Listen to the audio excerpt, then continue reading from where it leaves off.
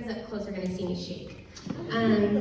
Miriam, Ian, I want you to take a moment and look before you at your dear family and friends who have traveled to be here today to witness, support, and share this magical occasion with you. A true testament to just how deeply loved and cherished you both are. And because I know all of you, my name is Kit. If you don't know, I am one of the maid of honors, sharing that honor with Allians. And I just want to speak to how special it is. To Ellie Rayner.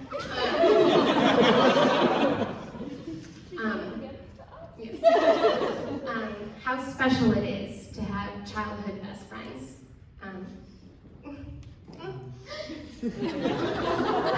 They practiced for months. Childhood best friends are something special. We have watched each other grow up, leave for college, become roommates, begin our professional careers, move to new places, date the wrong men. But today, we get to see you marry the right one.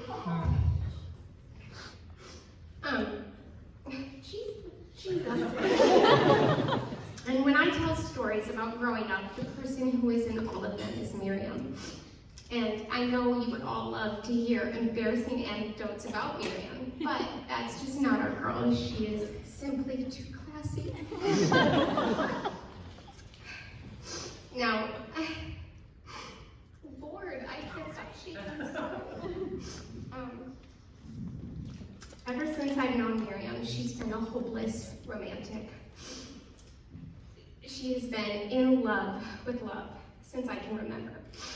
And it's a beautiful thing when two strangers meet and something forms between them. Something special, something true. A bond where you can rely on the other, a bond that includes many things like laughter, tears, and memories.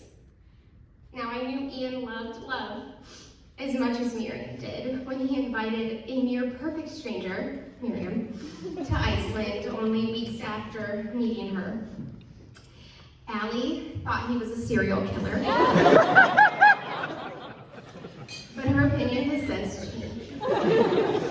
But it was right. It felt like the right risk for Miriam to take, going to Iceland with Ian. Thank you. Today, we were all able to witness your commitment to one another, but you two are choosing to witness each and every day together.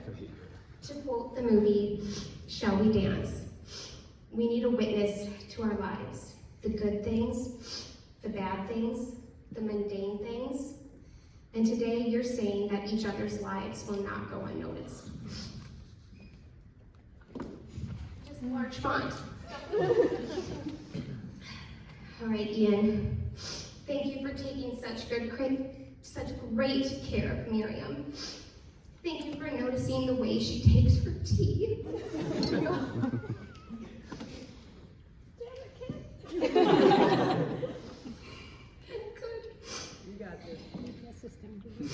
When to give her an extra cuddle after a long day. And when she starts singing Winnie the Golden Doodle song, you're always close behind with the second verse.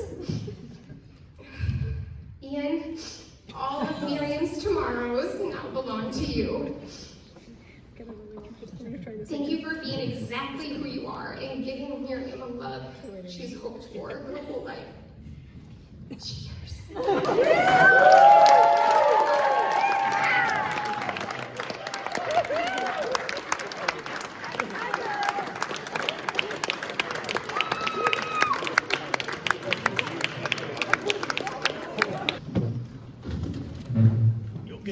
Good thing I'm going first, so you guys can forget by the end of the speeches if I mess up. All right. Good evening, everyone. For those of you who do not know me, my name is Eric. Ian and I are actually proof that sometimes work friends can be real friends too. I've known Ian for about 6 years now, and I have to say, fortunately for him, first impressions are not everything. Maybe Miriam can attest to that, I don't know. I actually met Ian in a pretty unique situation. We and our friend Connor over here were sent by our company to go live in the Caribbean, work on a project without any idea of how long we'd be there or what we'd really be doing. It was a handful of architects, one engineer, living on a tropical island, working 7 days a week. It was pretty much like the lamest season of Survivor you could ever think of. On one of the first nights, we all met up at what would quickly become one of our go-to spots, mostly because it had 4 walls and a semi-functioning roof. That was still. We eventually had another name for it, but I won't get into that. So anyway, I'm scoping out my fellow castmates on this season of Survivor. There's a lot of semi-artistic design nerds, the architects. One really cool guy, myself. And one guy who I'm pretty sure is going to give me some problems. He's brash, pretty abrasive, most definitely from Staten Island. It's Ian. Now, luckily for him, I'm a patient guy, and after a decent amount of good conversation, some drinks, some more drinks, and him actually paying everybody's tab that night, I discovered that Ian wasn't all that bad. In fact, maybe he wasn't from Staten Island at all. Maybe New Jersey. As days turned into months, I quickly realized my new friend Ian was one of the most generous, genuine, and just overall cool people I'd ever had the fortune of meeting. Let alone be stranded on a partially condemned island with. And in addition to that generosity and selflessness, which are clearly core parts of his identity, Ian has this infectious sense of adventure that inspires everyone around him to step outside of their comfort zone. Or maybe drive outside of their comfort zone in a Land Rover. Even though our friendship has been mostly long distance after those first 6 months in the Caribbean, living on different continents as we do now, or even worse, when I was in Manhattan and he was in Newark, his unwavering friendship and support has made Ian an irreplaceable force in my and so many of our lives. So it makes perfect sense that he would end up with Miriam, whose kindness, taste, and lust for life complement his perfectly. In fact, I have to give credit where credit is due. If it weren't for Miriam, I don't think we would keep Ian out past 10 p.m. She's also taken him from a diet composed of exclusively Dr. Pepper and Buffalo Wings to something a bit more refined. Top shelf wines, exotic cheeses, and McDonald's. And Dr. Pepper and Buffalo Wings.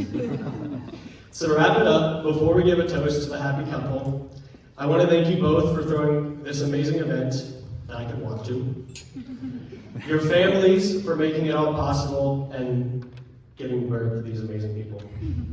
And all of you for crossing the Atlantic to celebrate the love of 2 people who deserve nothing but happiness. Here's to Ian and Miriam and Winnie.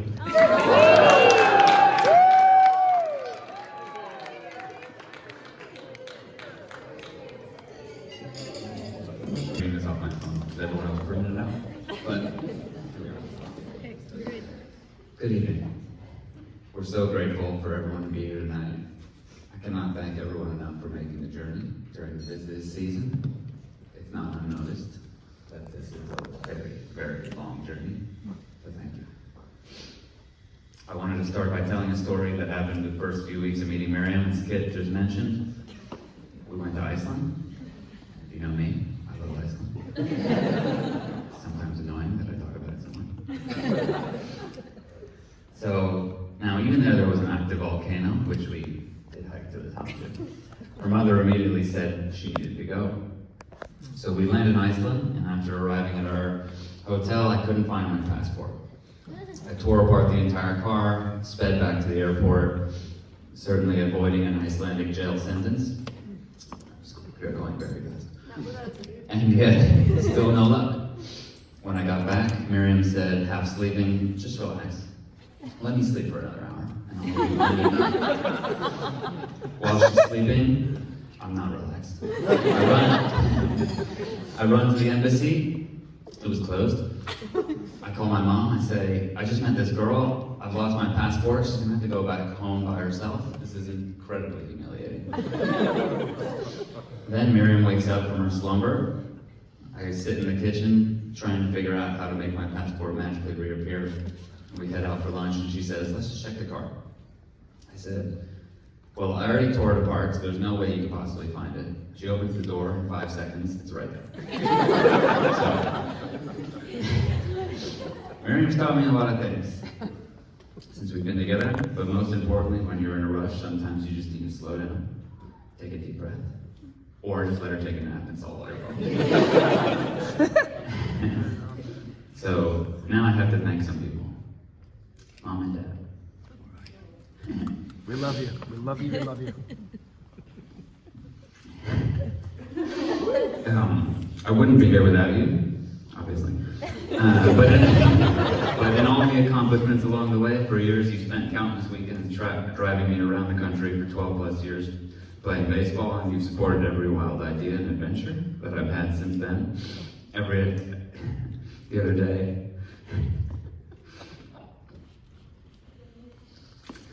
day, Dad said, it's been a long time since you were a kid on the lawn, tossing a ball back and forth, but it feels just like yesterday. But really, I'm just still that kid, just on a bigger lawn and a different ball. Claire and Glenn, you've raised an incredible person. She lights up every room that she walks into. And there's not one person she can't have a conversation with and not get to like her within minutes. You both have meshed incredibly well with my parents, and I couldn't ask for a better second family.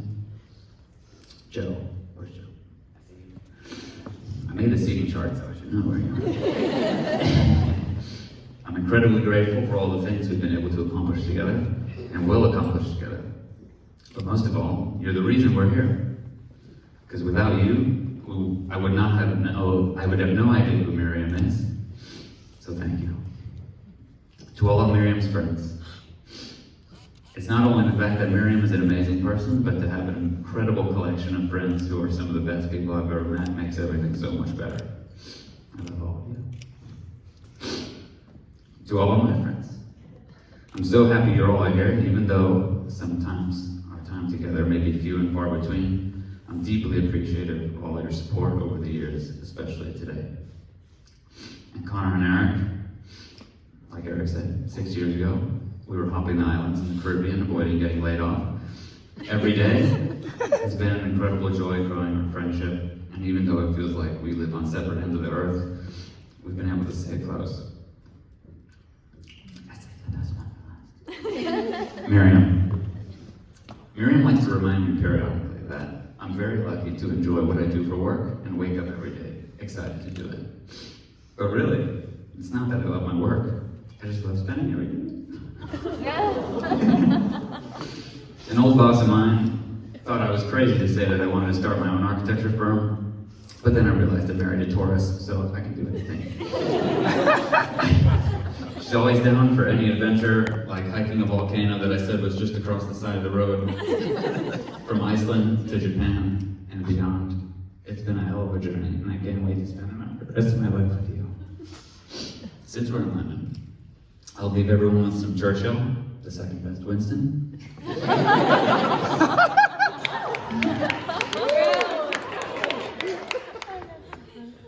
My most brilliant achievement was my ability to be able to persuade my wife to marry me.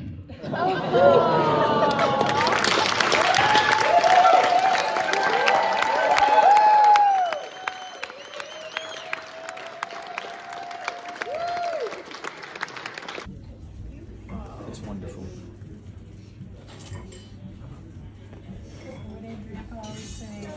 Do me a favor, take a picture of me. Oh my God.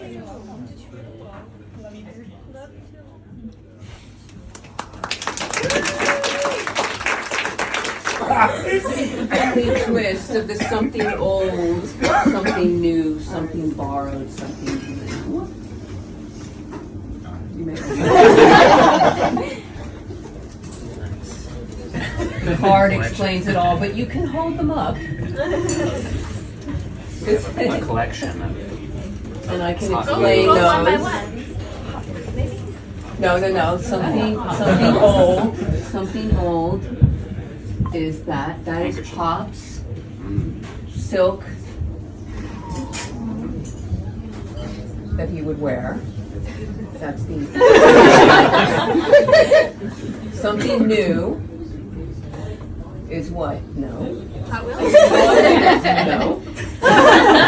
The Hot Wheels. Nice. It's not any Hot Wheels. It's a Bentley car. It's a Bentley.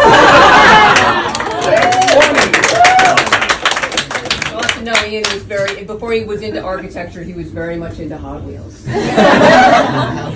Something borrowed is in that little white. Yes, those are 2 silver dollars that your father and I got when we got married from a family friend of ours, whose tradition was to give the newlyweds each a silver dollar, or you will never not have any money.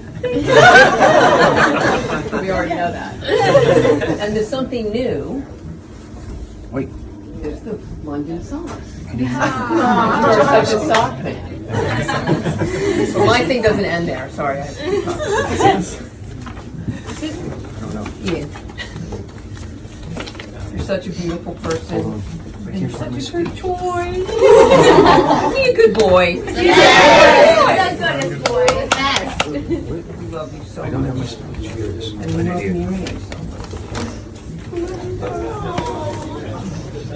To me, to us, that is everything. You guys love each other, and we love you. And that's all that there needs to be. It is enough. So, I came across this poem. It's not Shakespeare, it's not anything from England. It's from a contemporary poet, a girl in her 30s by the name of Whitney Anson. She writes, "They say sometimes love starts with a spark, and that might be true. But if I were to wish you a love, I wouldn't wish fire for you. You see, fire is powerful. It burns bright and then it's gone. It's beautiful and warm, but it doesn't last long.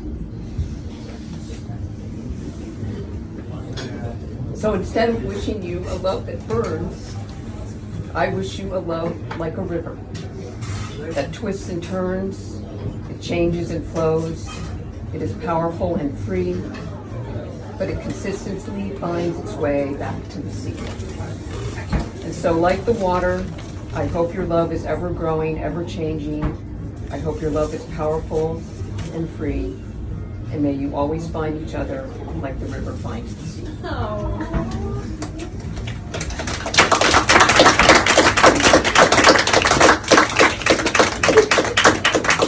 There's many good-looking people in about 3 decades.